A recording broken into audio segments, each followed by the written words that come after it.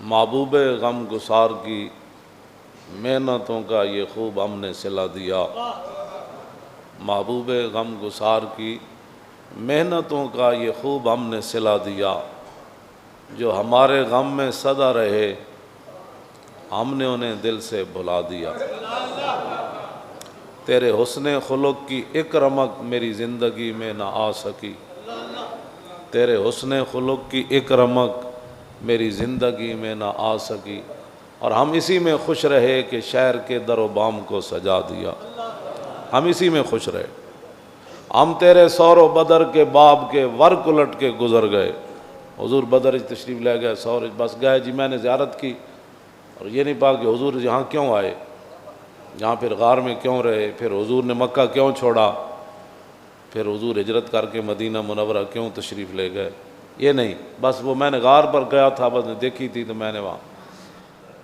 ہم تیرے سور و بدر کے باب کے ورق الٹ کے گزر گئے، اور تیری روایتوں کی حکایتوں نے ہمیں مزہ دیا۔ مولانا صاحب تقریر کر دیتی، قوم نے نعرہ لا دیتا، اس کے بعد صبح پھر وہی روٹین، وہی معاملات، وہی حضور کے دین کے خلاف، وہی سودی نظام، وہی کفر کی غلامی، وہی کفر کے احکام، وہی ڈاکٹر عافیہ صدیقی اندر، وہی مسجدوں کے سپیکر اتر گئے، نصاب قرآن و حدیث کا نکال دیا گیا، ختم نبوت کا مضمون نکال دیا گیا، امہات المومنین کی سیرتیں، رسول اللہ کے فرامین، خلفائے راشدین کے معاملات کو نصاب سے ختم کر دیا گیا۔ ہم اسی پر خوش ہیں، ہم تیرے سور و باب کے ورق الٹ کے گزر گئے، کیوں دی تیری روایتوں کی حکایتوں نے مزہ دیا۔ روایت مولانا نے بیان کر دی، بس تقریر ہو گئی، نعت خان نے نعت پڑھ دی، اور نعت جو ہے اس کے بعد پھر وہ گھر چلا گیا، پیسے سمیٹے، پھر جہاز پر بیٹھا کسی اور ملک چلا گیا، مولانا گاڑی پر بیٹھے کسی دوسرے شہر تقریر کرنے کے لیے۔ ہونا کیا ہے، کرنا کیا ہے، 72 سال تو ہو گئے، کرنا کیا ہے۔ ہمیں تیری روایتوں کی حکایتوں نے مزہ دیا، اور ہم تیری جالیوں کی مدحتوں میں مگن رہے۔ نعت خان نعت پڑھ رہا ہو، مولوی تقریر کر رہا ہو، پیر اپنی پیری چمکا رہا ہو، اور کہے کہ میں اتنا قریب چلا گیا، میں اتنا جالیوں کے قریب چلا گیا، پھر قوم ایسے ہوتی ہے، اچھا، پھر آگے بڑھتے بڑھتے پھر وہ کہتا ہے میں نے پھر چوری ہاتھ لگا دیا، اچھا آپ نے پھر چوری ہاتھ لگا دیا مبارک جالیوں کو، پھر میں نے رومال لگا لیا، پھر آ کر یہ حکایتیں، یہ جناب باتیں آ کر یہاں لوگوں کو بتاتے ہیں۔ یہ نہیں بتاتے کہ جب میں رسول اللہ کے سامنے گیا تھا تو مجھے شرمندگی کتنی ہوئی تھی، کہ رسول اللہ تو اس دین کے لیے کتنے کتنے سفر کیے۔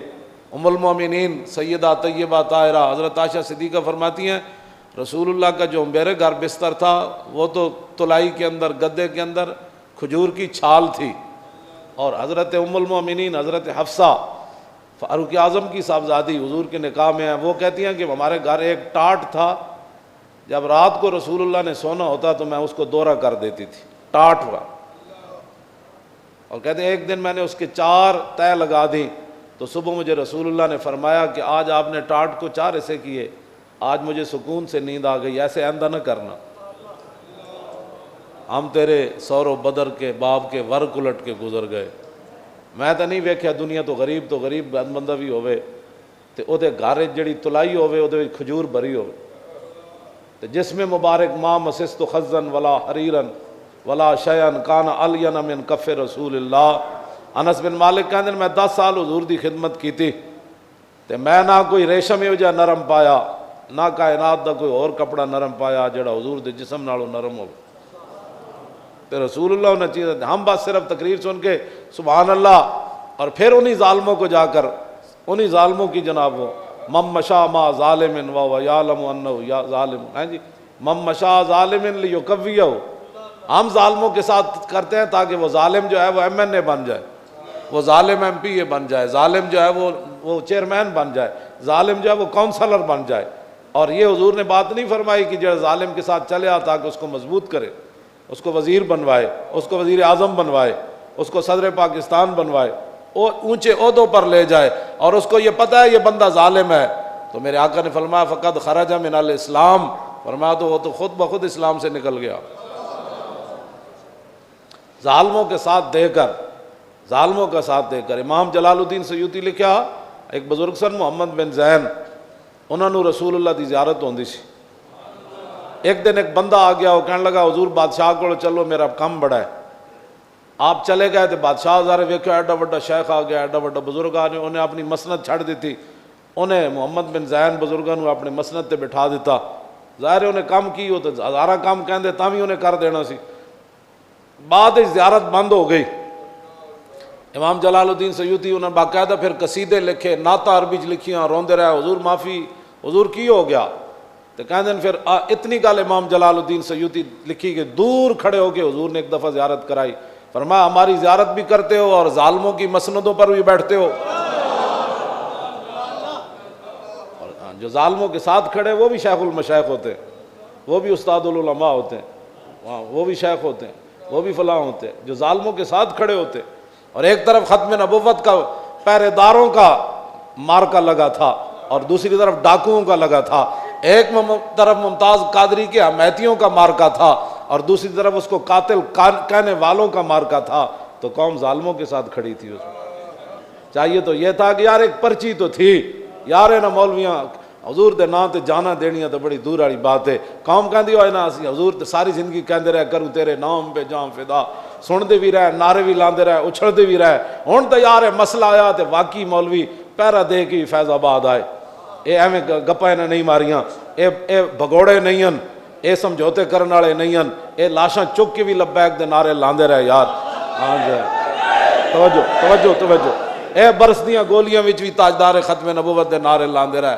اے 12,000 شیل جڑے جناب انہاں دیاں تاریخاں بھی مک گئیاں سن، ایڈی ایڈیاں بوتلاں بھی انہاں تے سٹیاں، انہاں دا کنٹینر 1 انچ نہیں ہلیا. یار وہ کیڑی پاور سی جڑی انہاں نوں بٹھائی رکھیا؟ وہ پاور اسلام دی سی، رسول اللہ دی ختم نبوت دے غیرت دی پاور سی، حضور دی ناموس دے اوتے جان قربان کرن دی پاور سی. تے قوم نوں چاہیدا سی انہاں کہ یار تے ایک پرچی ہے جی، وہ جو نہ تھے تو کچھ نہ تھا. مینوں یہ جڑی شکل ملی، مینوں جڑیاں عزتاں ملیاں، یہ تے انہاں دی وجہ تو تھی. وہ جو نہ تھے تو کچھ نہ تھا اور وہ جو نہ ہو تو کچھ نہ ہو. جان ہے وہ جہان کی.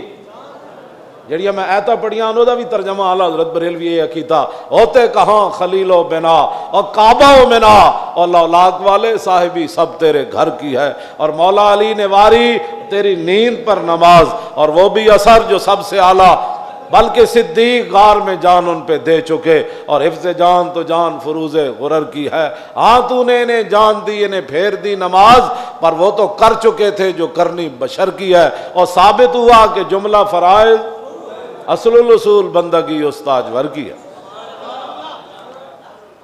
ہم تیرے مزار کی جالیوں کی مدحتوں میں مگن رہے، اور تیرے دشمنوں نے تیرے چمن میں خزاں کا جال بچھا دی. حرمین بھی بند کرا دیتے، آج عمرے بھی بند ہو گئے، مسجدیاں صفحہ بھی ٹوٹ گئیاں، قرآن بھی نہ پڑھے گئے، مدرسے بھی بند ہو گئے. ہاں تیرے دشمنوں نے تیرے چمن میں خزاں کا جال بچھا دی. تو اس کو بھی وہ تو پھر تعریف تو وہ جالی مبارک کے ساتھ جو صرف روغن ہے نا، دنیا و مافیا اس کا مقابلہ بھی نہیں کر سکتی. ہاں میرا اپنا ہے کیوں جی ایمان ہے، وہ جڑا نال روغن لگا نسبت بن گئی نا اس روغن دی، تو دی تو گل ہی ہو رہی. اس دی بدعت دے نال اے بھی دسو کہ حضور دے دشمنوں نے شریعت اسلامیہ اور دین کے اندر کیا خزاں کے جال بچھا دیے، یہ بھی قوم کو بتاؤ.